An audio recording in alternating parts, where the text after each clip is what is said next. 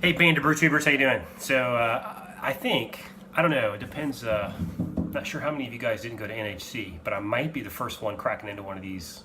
Well, I'm sure you've had your own collaboration beers, but this is the first of my 14, I want to say, 14 collaboration beers that came in the mail. So I had 12 that came. I think it was either 12 that came unscathed and 2 that leaked, or maybe it was 14 and 2. I can't remember. I think it was 12 and 2. Jake's beer and one of the Destructors from, I think it's LewBrew's and Under the Table. I'm not sure which one is which. This is the non-coconut one. This was one of the 2 that leaked. So as you can see, the level went down a little bit, or if you can see that. So anyway, I'm gonna go ahead and drink this one first, just in case something happened to the carbonation or whatever. I figure the earlier I drink it, the better. So let's go ahead and get into this. All right, good hiss. So that's good news, and a lot of smoke coming out. So I don't know, maybe it just got super pressurized and some leaked out, but it kept the carbonation and the gas. Let's hope. So let's get a pour. Whoa, that's very hazy. Very light and very hazy. I think I can give that a pretty good pour, and I can pour. Wow! So even though some leaked out, I still have plenty of volume here. These bottles are a lot bigger than they seem. So yeah, I'm not going to do like a regular beer review. I'm just going to drink this thing and enjoy it, and then go back at the end. I think we're supposed to pick the top 3 that we enjoyed, but I'm sure I'm going to enjoy every one of these. This thing is absolutely gorgeous. Look at that color. Look at that color. Look at that color. You can see that on the light. There you go. That's amazing, isn't it? Nice. Yeah, so it's kind of a light to medium yellow, completely hazy. Wasn't too much of a head on it. I poured it kind of aggressive, but I kind of slowed down because I didn't realize how much was in it. I can tell. Oh God, the smell on it's amazing.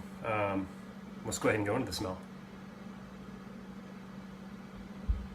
All right, so I get, obviously citrus. You get citrus in all these, but I get some fruit like a pineapple. I get really strong pineapple, pineapple, and it kind of has that raw hop smell, like when you open a hot bag. Also get some lemon, pineapple and lemon.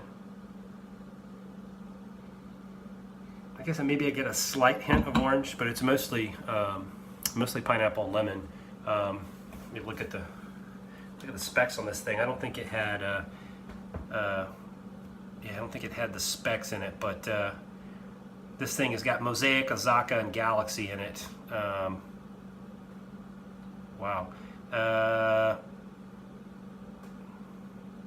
They use I guess Ryan Lewis harvested the yeast from Trillium New England IPA cans, and I think he sent that to Nate, who used the same yeast, is what it sounds like. Carbonation was done in the keg using table sugar for a pillowy mouthfeel, and it's double dry hopped. So yeah, you want to jump on these New England IPAs as quick as possible. So anyway, all right, well, great smell, tremendous looking beer, tremendous smell. I'm really glad that it seemed to have held up, even though it leaked a little bit somewhat. So cheers. I'm not sure if this is Ryan or Nate's, but whoever's. Cheers, brother.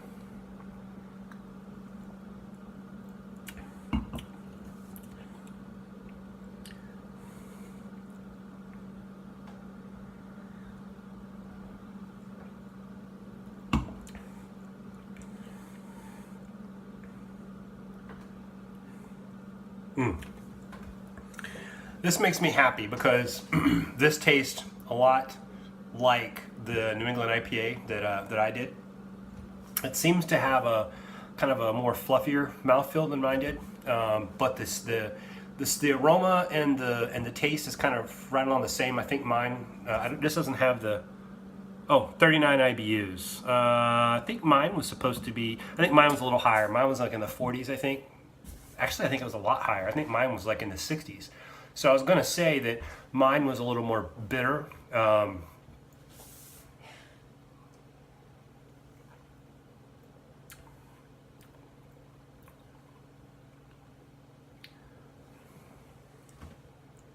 Yeah, this is like a, you don't get any hint of bitterness at all in it. It's like they put in just enough bitterness to cut the sweetness. But wow, you could crush this thing, man. If this, I don't know what the ABV is. Let's see what the ABV is. 6.7. All right, so this is a little stiff one. All right, but if this thing was like a, man, if this thing would have been in the sessionable SJ pour, this would have been up there.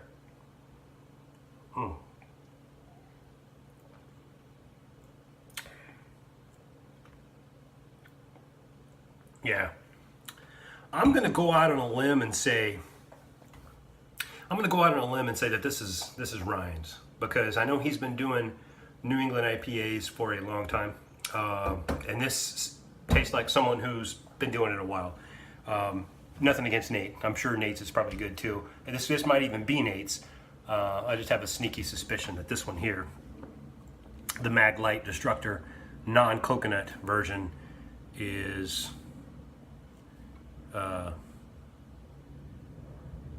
I think it's Ryan's. You know, I looked for it. I couldn't tell whose it was looking at both of them. So I guess I'll just have to guess. I mean, maybe I'm missing it on here, but I don't see it. So anyway, Ryan or Nate, I believe it's Ryan. Awesome job on this freaking. I mean, look at this. Look how light that thing is. That's beautiful. What that tells me is, I think you probably, man, you must have used some kind of adjuncts, like some wheat or something in here. Because I can't imagine, even if I just use pure two-row, I don't think I could get something as light as this. This is really, really light. I mean, look at that. Look at the light. It just kind of looks like lemon juice, doesn't it? So I'm assuming you had some kind of adjuncts in there. I'm kind of curious if you did. Just let me know in the comments. So anyway, hey, cheers, guys. Awesome freaking beer. Can't wait to try the other one and compare them and see how they taste. Cheers.